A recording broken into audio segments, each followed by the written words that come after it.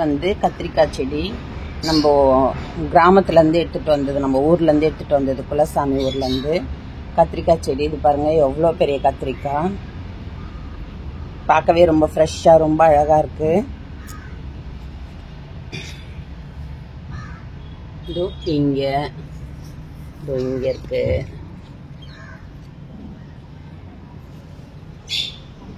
வெயிலில் எடுத்துக்கிட்டு இருக்கேன் வீடியோ, நல்லா தெரியுதான்னு தெரியல.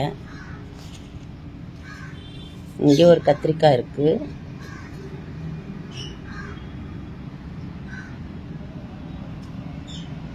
இங்கே ஒரு கத்திரிக்காய் இருக்கு. இங்கே ஒரு கத்திரிக்காய் இருக்கு.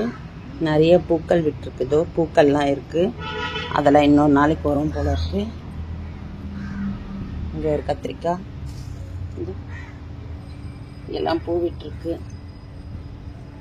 2 கத்திரிக்காய் செடி. இது ஒரு கத்திரிக்காய், இங்கே ஒன்று இருக்குது, இங்கே ஒன்று. நம்ம 2 செடி எடுத்துகிட்டு வந்தோம். 2 செடியும் ரொம்ப அழகாக பழச்சிக்கிட்டு, ரொம்ப அழகாக கிளைகள்லாம் வந்து ரொம்ப அழகாக விட்டு, நிறைய பூக்கள்லாம் விட்டு நம்மளுக்கு இதுலேயும் கத்திரிக்காய் செடி ஹீல்டு கொடுத்துருக்கு. இதோ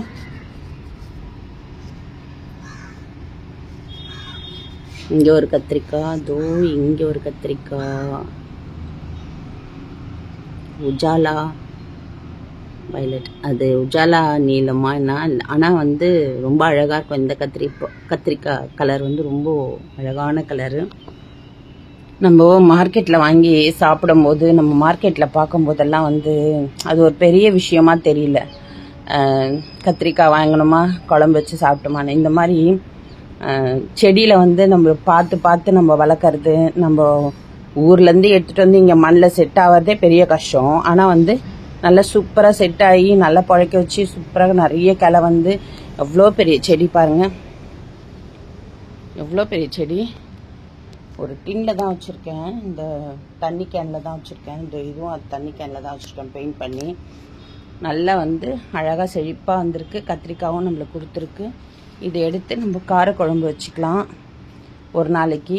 அடுத்து விட்டுருக்க பிஞ்செல்லாம் எடுத்து சாம்பார் அந்த மாதிரி வச்சுக்கலாம். ரொம்ப நல்லா இருக்கும் பார்க்கவே. இதோ இந்த பச்சை மிளகா, அங்கே ஒரு பச்சை மிளகா, ஊசி பச்சை மிளகான்னு காமிச்சேன்னா இங்கே ஒரு பச்சை மிளகா இருக்குது. இதுவும் வந்து நிறைய பூ விட்டுருக்கு. இதோ நிறைய பூ விட்டுருக்கு.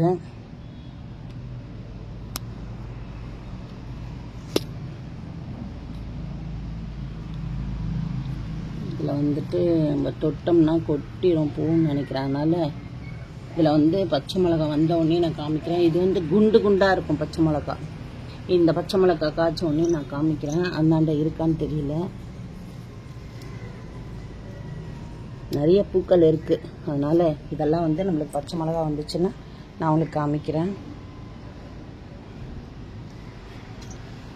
அதே மாதிரி நம்ம கருவேப்பிலையும் வந்து சூப்பராக தழைச்சி வந்திருக்கு. கருவேப்பிலை மரம் செடியாக இருந்தவங்க கொஞ்சம் மரமாக வந்துக்கிட்டு இருக்காங்க. ரொம்ப அழகாக இருக்குது. அதாவது நம்ம வெளியில் கடையில் கருவேப்பிலை வாங்குகிறோம், காய்கறி வாங்குகிறோம், எல்லாமே வாங்குகிறோம், நல்லா அதெல்லாம் சமைச்சும் சாப்பிட்றோம். ஆனால் இந்த மாதிரி நம்ம வீட்டில் வந்து நம்ம பார்த்து வளர்த்து ரொம்ப அழகாக ரசித்து அதை எடுக்கும்போது அதை எடுத்து போட்டு சமைக்க கூட மனசு வர மாட்டேங்குது. குழந்தைங்கள பார்த்து அப்படி நம்ம வச்சுருக்கோமா. அதனால் வந்து ஆனால் இப்போ நம்ம வந்து ஃப்ரெஷ்ஷாக சாப்பிட்ணுன்னா சமைச்சி தான் ஆகணும். அதனால் நம்ம எடுத்து பறித்து செஞ்சுக்கிறேன்.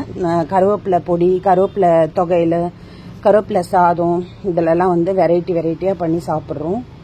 ரொம்ப சந்தோஷமாக இருக்குது. இதை மாதிரி நம்ம சாப்பிட்றதுல வர மகிழ்ச்சி வேறு எதுலேயுமே இல்லை. நம்ம வெளியில் வாங்கி சாப்பிட்றோன்னா அதுலலாம் நம்ம அந்த மகிழ்ச்சியே கிடைக்காது. நம்ம வீட்டில் நம்ம கையினால் நம்ம பார்த்து வளர்க்குற அந்த செடியிலேருந்து எடுத்து காய்கறி, பழம், கீரை வகைகள் எதுவாக இருந்தாலும் ரொம்ப சந்தோஷமாக ஹாப்பினஸாக உள்ளே இறங்கும் சாப்பிட்றதுக்கு. அந்த அளவுக்கு நம்மளுக்கு வந்து சந்தோஷத்தை கொடுக்குது. இந்த மாடி தோட்டம், இந்த செடிகள்லாம் ரொம்ப சந்தோஷத்தை கொடுக்குது.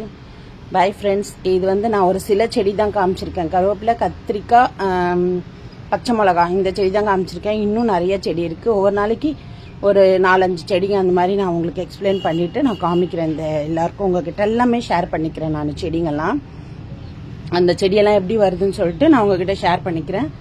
எல்லா செடிங்களுமே வந்து நான் ஒரு டெய்லி வந்து ஒரு 3-4 அந்த மாதிரி செடிங்களை நான் வந்து உங்களுக்கு எக்ஸ்பிளைன் பண்ணிவிட்டு நம்ம வீட்டில் என்னென்ன செடி இருக்குன்றதெல்லாம் நான் உங்களுக்கு காமிக்கிறேன், ஷேர் பண்ணிக்கிறேன். நீங்களும் பார்த்து சந்தோஷப்படுங்க.